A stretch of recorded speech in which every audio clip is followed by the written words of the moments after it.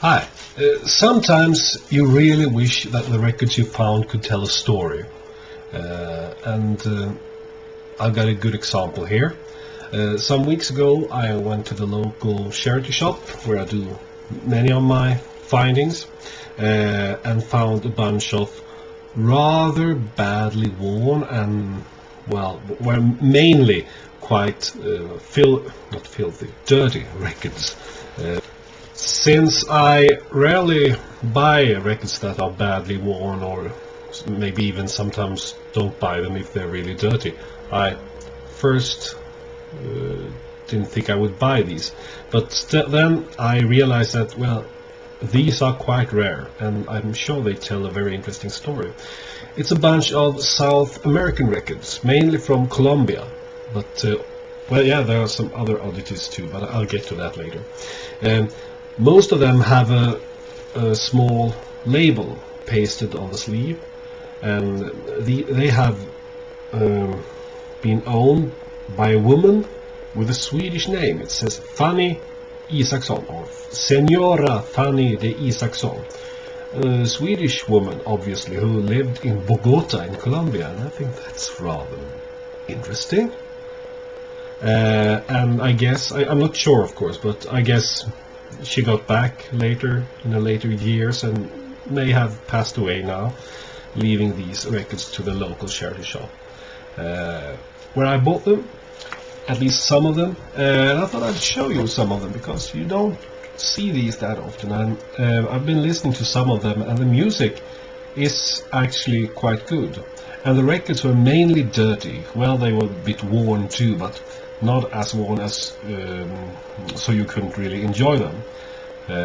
So I cleaned them, and they sound from good to fairly okay, at least. This first one is not a Colombian record, it's a Peruvian record. Limeña, Los Violines de Lima, conducted by Julio Santos. It's on the Virey label. Many of these labels I've never heard before. Looking like this. This was quite worn, maybe not that interesting musically. But this next one, the internationally famous singer Mercedes Sosa, mostly known for her version of Gracias a la Vida by Violeta Parra. This is a Philips, Colombian Philips, Grandes de America, the white Philips label. I'll show you. I don't know whether it looks more like a promo, but maybe they weren't white in Colombia. It looks like this. This is Senora Isaksson's label that she's pasted here.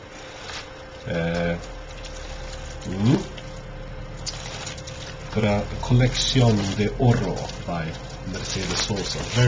Very good music, and in quite good condition too. Then we have Hermanos Arriagada with Natalie. You see, these records have some sort of plastic, and it goes inside the sleeve too, the plastic. So the sleeves are in rather good condition. This is recorded on the Odeon. I've never seen this Odeon label before. Many different kinds of music here: twist, bolero, limbo rock, tango, and it's very nice in mono. It's monophonic. This was the best one, I think. Coros Cantables de Colombia. See, so the light doesn't shine like this. It's on the Sonolax label, and it's very good music. Lots of guitar, chorus singing very happy songs. Yeah, very beautiful. Coros Cantables de Colombia, Volume 4. Volumo 4, or well, I don't know Spanish. This is another one with a very nice cheesecake sleeve. Es tu nombre, combo de Felipe Dolzaides, su piano y su orquestra. Pianist Philip Dulcides with his piano and orchestra. Very beautiful music too, also from Colombia. No, Cuba. This is Cuban music, sorry, not Colombian. This is Cuban music on the Arlito label.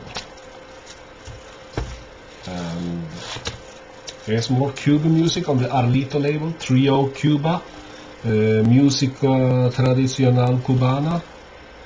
Very beautiful music. I have great love for South American music.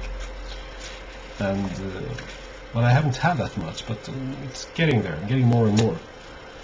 Okay, another record here by the internationally famous José Feliciano. Su guitarra ritmo en español. He sings in Spanish and it's in mono. It's RCA Victor with orange RCA label from the 1970s, but this may be from the late 60s, I'm not sure. Yep. And finally, two other records that may not be from the Fanny Isaacson collection, because I think, but I'm not sure here, I think they are Chinese.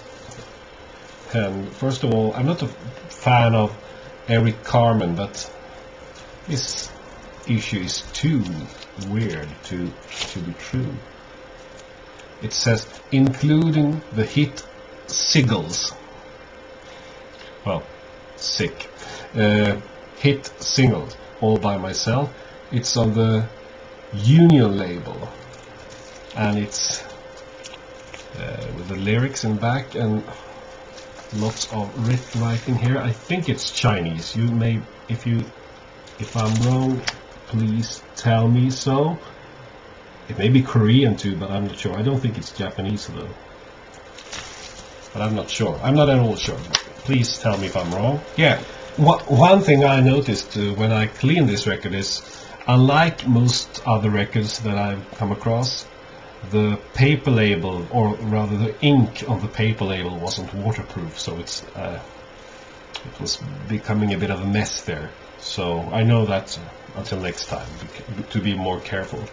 And we got another Chinese record here, Chicago Greatest Hits, on the Holy Hawk Record Company Limited.